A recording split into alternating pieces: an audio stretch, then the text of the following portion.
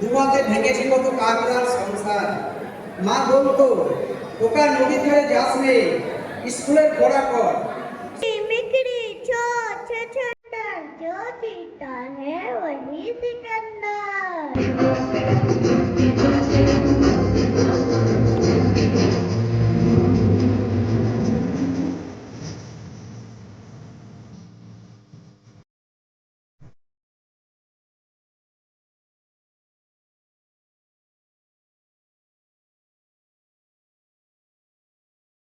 আমরা উপহার হিসেবে তুলে দিলাম ঝাঁঝরা এরিয়া জেনারেল ম্যানেজারের হাতে।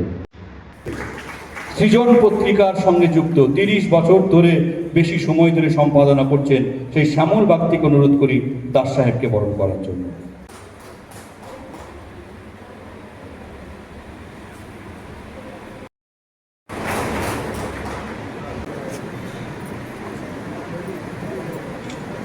কবিতা যারা লেখেন বা কবি যারা আছেন তারা নিরন্তর নতুন নতুন চিন্তাভাবনা দিয়ে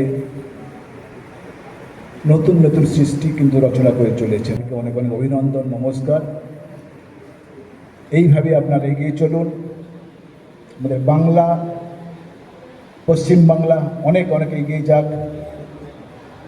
অনেককে প্রত্যেকটি যারা আছেন সবাইকে আমার অনেক অনেক শুভেচ্ছা রইল।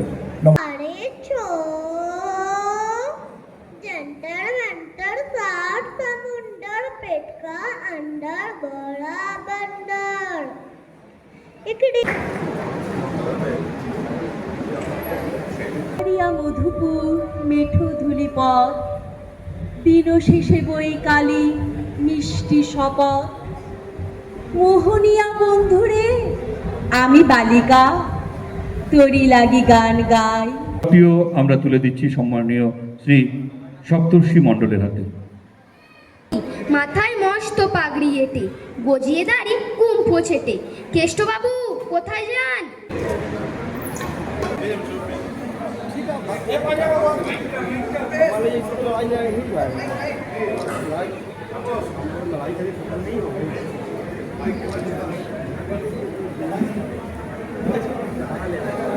তোমরা যাই বলো না ভাই, এমন কি আর খাই?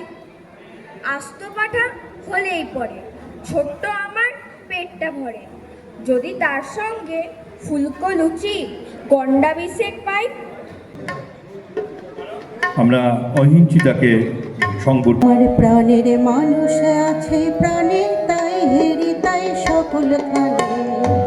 আমার প্রাণের মানুষ আছে প্রাণে, তাই হেরি তাই সকল খানে।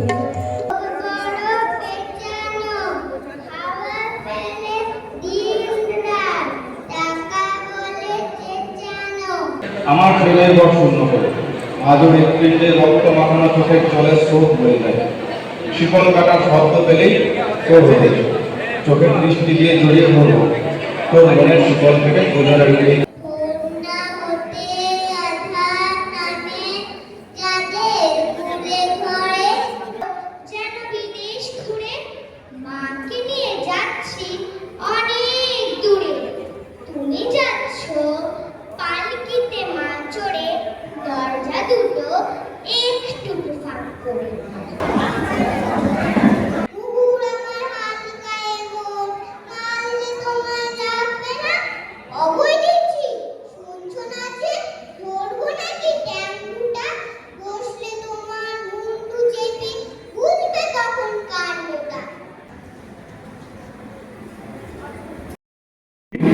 তাকে নৌকার মধ্যমণি আমাদের সেই জিতেন্দ্র তিওয়ারি মহাশয়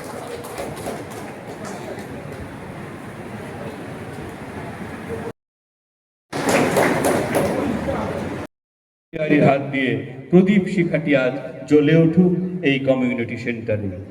সবাইকে বলি হাততালি দিয়ে এই মুহূর্তটিকে আরো রঙিন, আরো বর্ণময়, আরো উজ্জ্বল থেকে উজ্জ্বলতর করে তুলুন।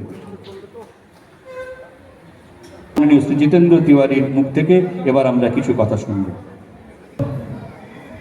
মঞ্চে যে গুণী ব্যক্তিরা উপস্থিত আছেন মঞ্চের সামনে, এই শিল্পাঞ্চলের বিশিষ্ট কবি, সাহিত্যিক, বুদ্ধিজীবী যারা যারা উপস্থিত হয়েছেন সবার প্রতি শ্রদ্ধা জানিয়ে প্রথমেই কৃতজ্ঞতা জানাই তাপস, আমাদের শ্যামলদা, তাদের পুরো টিমকে, যে কাজটি আমরা হয়তো আরো 6 মাস পরে পাণ্ডবেশ্বরে আরম্ভ করবো ভেবেছিলাম, সেই কাজটি তারা হাত দিয়েছে, তারা আরম্ভ করল। বিধায়ক হওয়ার পর আমরা যখন রাস্তাঘাট, রেল লাইট, পানীয় জল, নর্দমা পরিষ্কার, বিধবা ভাতা, বার্ধক্য ভাতা, অন্নপূর্ণা যোজনা, প্রধানমন্ত্রী আবাস যোজনা এসবে ব্যস্ত ছিলাম, তখন এই সংস্থা তারা ভেবেছে যে দৈনন্দিন জীবনে ওই সমস্যাগুলো সমাধান তো করতে হবেই, তার সঙ্গে সঙ্গে ইন্টেলেকচুয়াল লেভেলে আমাদের যে খিদে সেটা পূরণ করার জন্য যেটা প্রয়োজন সেটা অবশ্যই এই ধরনের কবিতা উৎসব, নাট্য উৎসব, গানের আসর, এই ধরনের অনুষ্ঠান ওই ধরনের খিদে মেটাতে সাহায্য করে। তো আমরা প্রথমে প্রাথমিক যা প্রয়োজন সেটার দিকে বেশি নজর থাকে, এই দিকটা অনেকটা আনটাচ রয়ে যায়।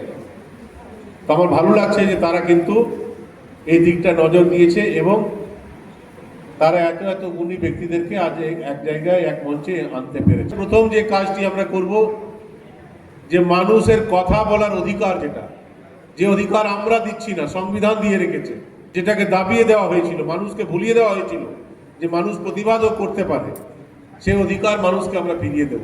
আজ আপনাদেরকে এটুকু বলতে এসেছি, শাসক দলের প্রতিনিধি হিসাবে বলছি যে যখনই আপনাদের মনে হবে যে শাসক দলের প্রতিনিধি হিসাবে আমরা এমন কিছু করছি যেটা কাম্য না, যেটা সমাজের জন্য ক্ষতিকর, যেটা আপনারা আমাদের কাছে আশা করেন না, তাহলে প্রতিবাদ করতে পিছু পা হবেন না, সঙ্গে সঙ্গে কলম ধরবেন, আপনাদের কবিতার মাধ্যমে, আপনাদের বিভিন্ন লেখনীর মাধ্যমে প্রতিবাদটা করবেন।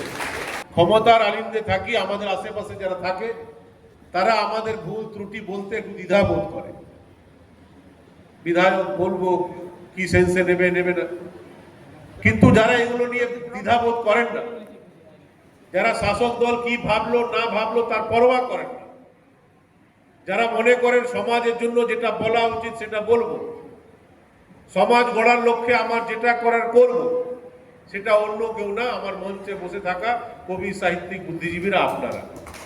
তৃণমূলের এমপি ছিলেন অর্পিতা ঘোষ, তিনি একটা নাটক লিখেছিলেন পশুর খামার, তখন আমি ওই দলে ছিলাম। আসানসোলের রবীন্দ্র ভবনে পশুর খামার আমরা ব্যবস্থা করেছিলাম যে সেখানে মঞ্চস্থ হবে, বাধার সম্মুখীন হয়েছিলাম। মহাশ্বেতা দেবী তখন শাসকের সমালোচনা আরম্ভ করেছেন, রানীগঞ্জের বুকে আমরা সিদ্ধান্ত নিলাম যে মহাশ্বেতা দেবীর একটা অনুষ্ঠান হবে, তিনি রানীগঞ্জে একবার আসবেন। বাধা দেওয়া হয়েছিল, মহাশ্বেতা দেবীকে রানীগঞ্জে ঢুকতে দেওয়া হয়নি। এই কথাগুলো এই কারণে বলছি যে তার রিপিটেশন আমরা কিন্তু করতে চাই। সবিতা বাগদি মহাশয়াকে আমরা, বিশিষ্ট সমাজসেবী সবিতা বাগদিকে আমরা মঞ্চের সামনে আসার জন্য অনুরোধ করি, তাকে আমরা বরণ করে নেব।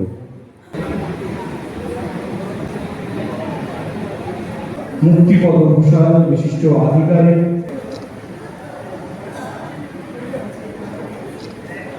সাহেব বরণ করে নিয়েছি।